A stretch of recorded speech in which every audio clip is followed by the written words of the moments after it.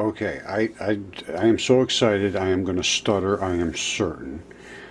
These are two lovely young ladies that are in the Shipibo nation. They have their own country. It's down in Peru, in that area. And they basically are the descendants of the Amazon basin. And they are very interested in my research because it points to their trueness of the statements they have made and always been considered, kind of silly. Which is the mainstream approach to all of the what they call mythology, which are the ancient stories, the ancient indigenous memories. It's been considered kind of silly, and well, obviously there was nothing to back it up. Really, nobody really did the research, but now that's changing. Now, I'm doing a lot of research. Guys like, I'm going to show you right now, Greg Braden, I'm very impressed with what he is showing right now, and I'm going to show you what he has to present. Now, when he's right, I don't know. When he's wrong, I don't know. But I'm going to show you what he's presenting because it relates back to the earliest texts that were written. What did they say? Who understands them? This is, even their jewelry, the weaving of their clothes, this all has meaning to these people. This is nothing that they want to forget. They've been forced to forget. We've all been forced to forget. And you're forced to forget when you go into the mainstream education system. You can't speak of these kind of things with any kind of interest, really. If you show interest in that, you might as well forget about getting a good grade. I'm going to tell you right now, they will put you in there. That's my opinion. But I can tell you what, nobody is interested in seeing this information in academia. It just flies too stiffly into their faces. Now, let's go a little deeper. Okay, now, I don't know Greg Braden other than from watching like we all have. I'm sure everybody's seen who he is. Now, this is the Greg Braden official site. You got 200,000 subscribers. That's a pretty good chunk of people. Now, I went up to like 12 minutes here, and it's so far absolutely fabulous. And I just did a video showing the early part where he shows a monastery up on the hill here. You'll see it if you watch my other video. And I believe that's built on a giant's heart. I'm not kidding. You have to watch the other one. Now, my point here is he's in these monasteries. Now, these are ancient monasteries. I don't know how far back they go, but you can see nobody's touched these are manuals and scripts and so forth, page after page after page of documentation. Who did that? And how would you ever sort through it? What's the meaning of it? Who even know what's there? How could you possibly understand what is there? Look at this. Now, I'm going to let him speak, but this is the kind of, and this is just one monastery, and they're all over the place. In these, plus, Alexandria, the Library of Alexandria burnt down, and they, ISIS and all those are destroying all this stuff they can destroy because nobody wants to know any of this stuff. The conquistadors did the same thing in South America. They burned all of the ancient Aztec glyphs and destroyed everything. They melted down things, smashed things. There's very little tolerance for something that upsets a current trend of thought. That's what I'm finding. I'm sorry. And it doesn't matter. Like, I just contacted somebody from a major university who was on TVs. Oh, we're interested in this and that. I showed them the stuff from Tyson, the membrane and all that stuff. Well, it looks like geology to me, and I'm too busy to be interested.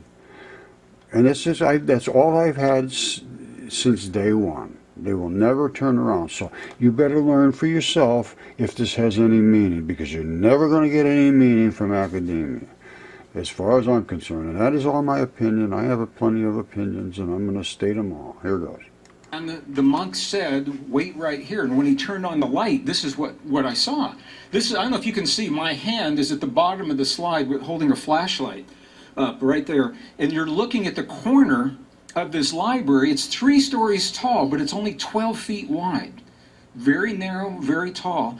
And these are Tibetan books. They're loose pages sandwiched between the covers, these wooden covers, and when you open them, this is what you see inside. Each page is telling something about us, our story, our relationship to the past, our relationship to our body, our relationship to ourselves and one another. And what I find fascinating about this is the knowledge that's contained in these records predates the paper that they're written on. You find this knowledge in stone, in cuneiform, ancient cuneiform. You find it in Sanskrit. Now, I just want to mention, this is supposedly the king's list of all of the ancient Sumerian God Kings. And I believe it goes back 450,000 years. Now, I can't attest to any of this stuff being 100%, obviously. All I can tell you is this is what is seen of could be the past. I mean, that could be faked. I have no idea. That could be faked. This could be faked. However, I can tell you one thing. The science that we have been told to believe is faked. It's absolutely faked. And now they are fake and they're hiding from the truth. So now I know it's just a total made-up story. And they will never retreat from it because it really destroys their authority over the kids that they are literally tricking into believing something that's not true. And they know it's not true now. I mean, I presented them with all of the facts years ago, 5 years ago. So if somebody wants to come up to me and say, oh, that can't be right, well, then you have to show me, because I have DNA, I have CAT scans, I have specimens, I have anatomists, I have chemistry. I have everything, and all I've ever heard from any one of the top universities is that I couldn't possibly be right. That's it. Done. Case closed. All right. It's time for you to look for yourself. Make a determination. Is this fake? Could be. You find it in the ancient languages that are called the root or the core languages of humankind, such as Arabic, such as Hebrew. And those languages became, and that knowledge became the core of the great religions that came later. The knowledge came first. The spiritual principles came first. The Hebrew language, the Tibetan Buddhist traditions, the traditional Buddhist traditions, the Hindu traditions, the oldest records of the Old Testament, the oldest records of the New Testament, as different as they are from one another. I think that, well, I'm not sure, but it looks like the Gospel of Thomas. I can't be sure, but Gospel of Thomas looks very similar to that. And they're the words written by doubting Thomas as Jesus was speaking them.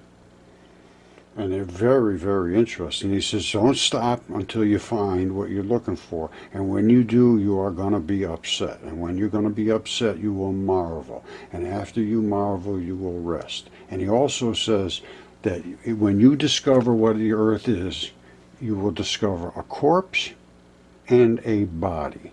I'm telling you, look it up. Gospel of Thomas. Yeah, that's what it is. That's that text, and it's from the Nag Hammadi library. This is the ones that they found. I believe it was 1945 that they were either discovered or started to become made available. And that was right after the Jews were slaughtered. And, that's kind of biblical. Now, this is supposedly, and again, this was just found, and it's a very complete text, and it was from the Gospel of Thomas, who is Judas Didymus Judas Thomas, who is doubting Thomas. He was a contemporary of Jesus, walked around with him, and he wrote down what he said. And he said, the first saying he wrote is what Jesus said, whoever discovers interpretation of these sayings will not taste death. All right, the second saying, very interesting. Jesus said, those who seek should not stop seeking until they find. When they find, they will be disturbed. Absolutely. When they are disturbed, they will marvel. Absolutely. And will reign over all. I don't know about that. And after they have reigned, they will rest. Now, what does it mean to reign over all? Be smarter than the rest? Maybe. I'll accept that, because I'm telling you right now, if reigning over all means to be able to see what's true and accept it, which makes you either smarter or more able or more willing to accept truth, well, it's more willing to accept truth. That's the bottom line. So I'll take that.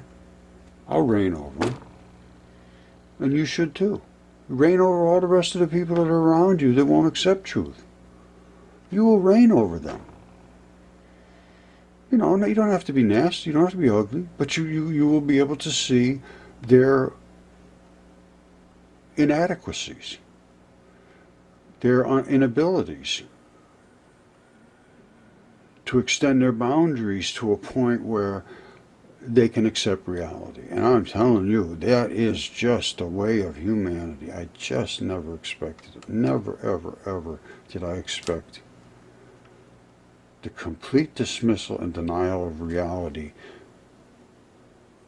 for some human comfort zone that I simply just cannot understand, and I just can't accept.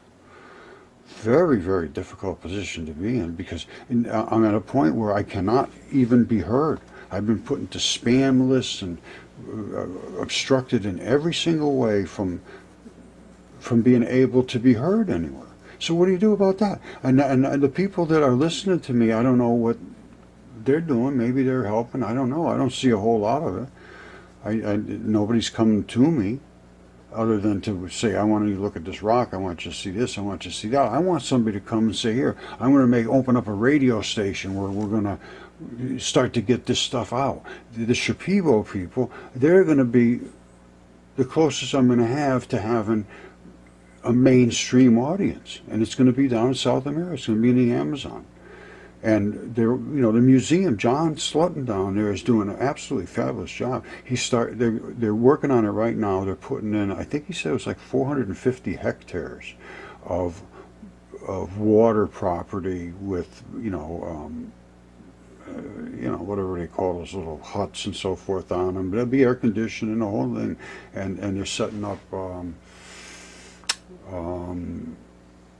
hydroelectric and solar and all of that stuff down there. Very progressive, nice people, and strong, tough people.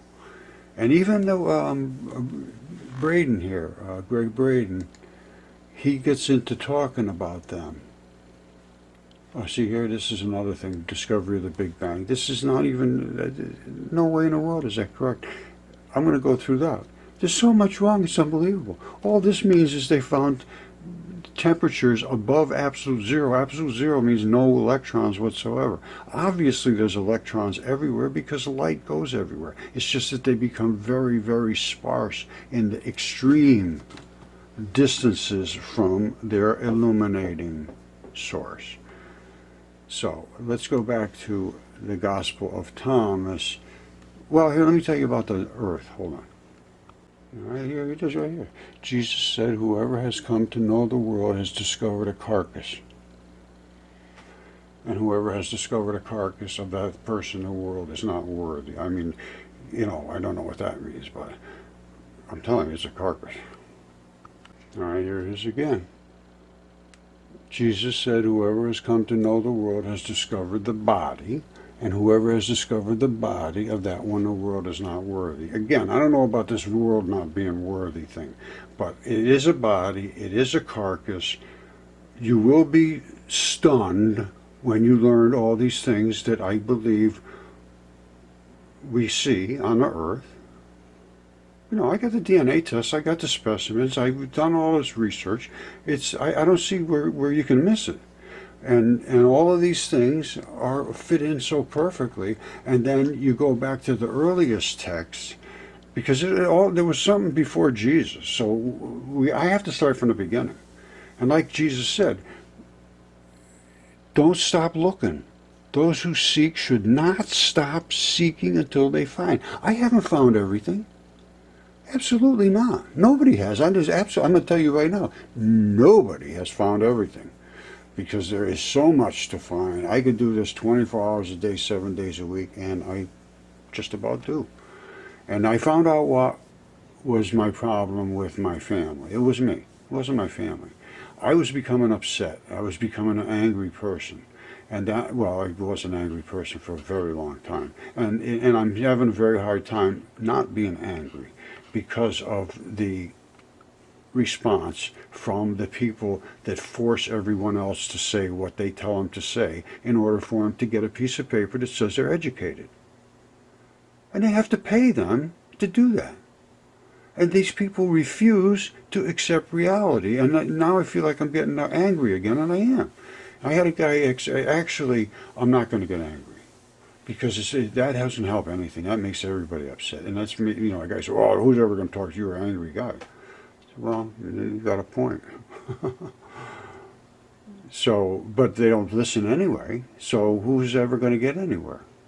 And I am shut off. So if you don't share this, we're all in the woods knowing the truth and talking to trees. And your kids are being forced to pay to be told what to say. And the ones forcing you have a system set up they call peer review. So if they don't want to hear from you, like me, they won't allow it. So I am shut off.